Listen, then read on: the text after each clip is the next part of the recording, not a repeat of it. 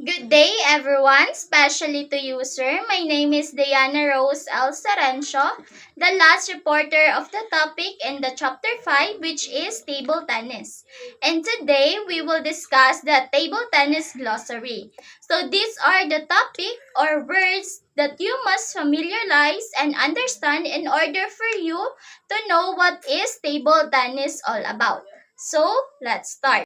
The first one is obstruction. When we say obstruction, ito ang pagdikit sa bola gamit ang anumang bahagi ng katawan o damit habang ito ay nasa ibabaw ng mesa bago ito bumagsak sa tamang court. Mawawala ang puntos ng offender.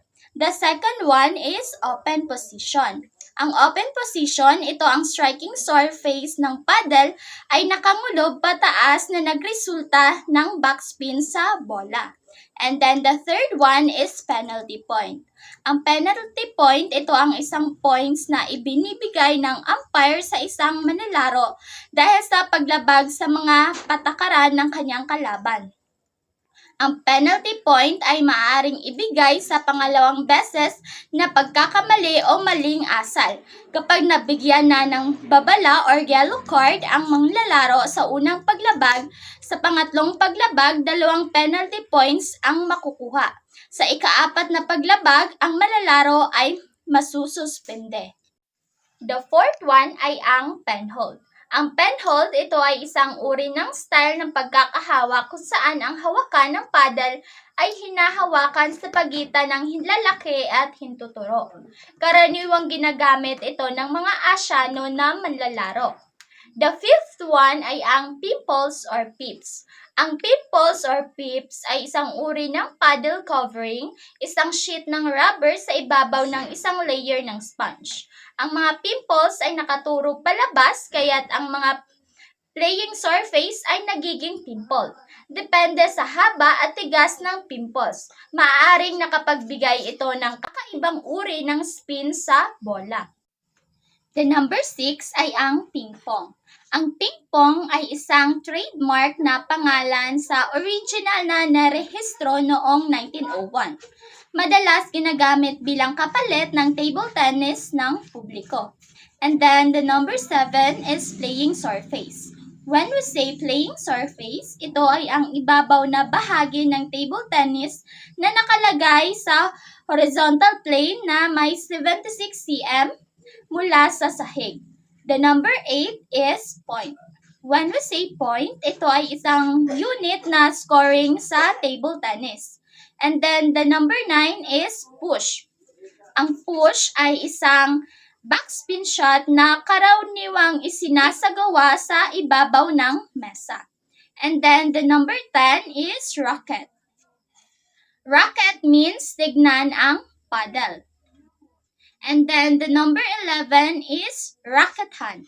Ang racket hand from the word itself means ang kamay na ginagamit para hawakan ang paddle. And then the number 11 is rally. Rally ay ang panahon kung kailan ang bola ay nasa laro. The number 12 is receiver. Ang receiver ay ang manlalaro na tatama sa bola pangalawa sa isang rally. And then the number 13 is rubber. Ang rubber ay ang paddle covering. Maaaring tumutukoy ito sa rubber na nasa ibabaw ng sponge base. And then the number 14 is sandwich rubber. Ang sandwich rubber ay isang paddle covering na may pimples na nakaturo paloob o palabas na may kabuuang kapal kasama ng adhesive na hindi lalampas sa 14 mm. And then the number 15 is server. Ang server ay ang tawag sa manlalaro na tatama sa bola una sa isang rally. And then the number 16 is serve or service. Ang serve or service ay ang simula ng isang punto kung saan ang isang manlalaro ang tatama sa bola. Ang server ay dapat itos ang bola pataas ng hindi bababa sa 6 inches at tamaan ito pababa upang ang bola ay tumama muna sa dulo ng server at Pagkatapos ay sa dulo ng receiver nang hindi tinatamaan ang net. Kapag tinamaan, ang bola ay dapat nasa taas ng playing surface at nasa likod ng end line ng server. The number 17 is shake hand. Ang shake hand ay isang grip kung saan ang hintuturo ay nasa isang gilid ng paddle habang ang hinlalaki ay nasa kabilang gilid. Ang iba pang mga daliri ay nasa hawakan ng paddle. And then the number 18, drop shot. When we say drop shot, ito ay ang pagtira ng anumang shots na nagiging sanhi ng bola na bumagsak malapit sa net. At kung hindi tatamaan ang kalaban mo ay mahirap itong abutin. And then the number 20, stroke. Stroke means anumang uri ng pagtira na ginagamit ng malalaro sa isang laro. And then the number 21 is sideline. Ang sideline ay isang dalawang puting linya na nagmamarka sa gilid ng mesa. And then the number 22, side spin. Ang side spin means isang uri ng spin na inilalagay sa bola na nagiging sanhi upang ito ay gumalaw pakaliwa o pakanan bago ito pagkatapos nitong tamaan ng surface ng mesa. The word singles, when we say singles, this is the competition sa pagitan ng dalawang individual. And then the word smash, smash means see the kill.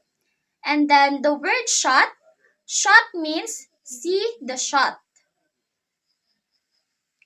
The word speed glow, when we say speed glow, isang bawal na uri ng pandikit na ginagamit para ikabit ang table tennis rubber sa blade. Dati itong ginagamit sa regular na agwat upang mapabilis ang laro ng rubber.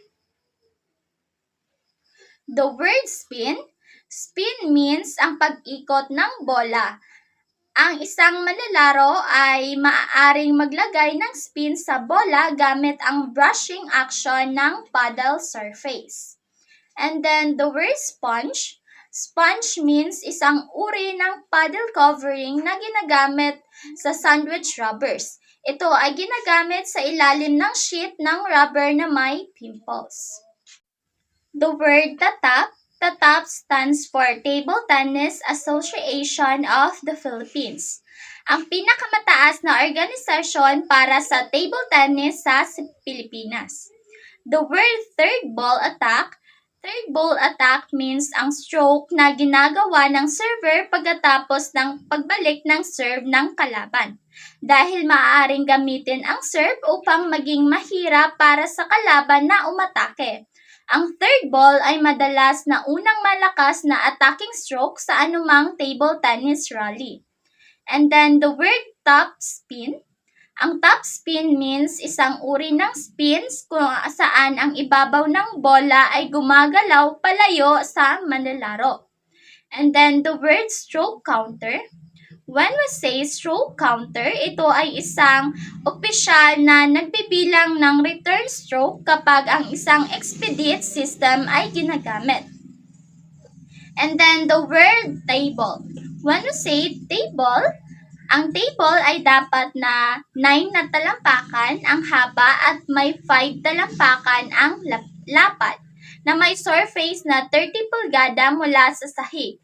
Kasama dito ang playing surface at ang mga stands. The word twiddle, when we say twiddle, ito ay ang pag-ikot ng paddle sa iyong kamay upang magamit ang iba't ibang bahagi ng paddle sa pagtama sa bola. And then the word umpire, umpire means ang taong itinalaga upang makontrol ng laban.